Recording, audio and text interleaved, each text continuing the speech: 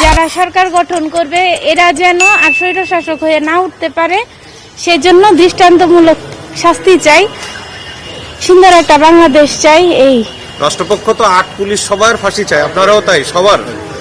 আমরা সবার ফাঁসি চাই, সবার।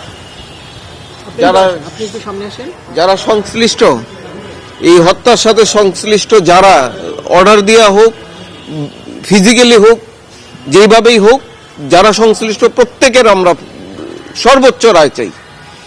আজকের এই 1.5 বছর পরে রায় হচ্ছে, জি। 5ই আগস্টের দিন। জি। আজকে এত দিন পরে হচ্ছে, নিশ্চয়ই আপনারা আরো আগে নিশ্চয়ই আশা করেছিলেন।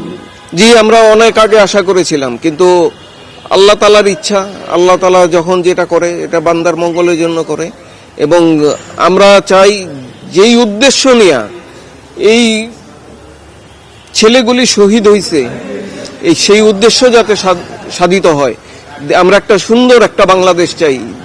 ওরা যেমন চাইয়া গেছে, আমরা জীবিত আছি, আমরাও তাই চাই যে ওদের রক্তটা যাতে বৃথা না যায়।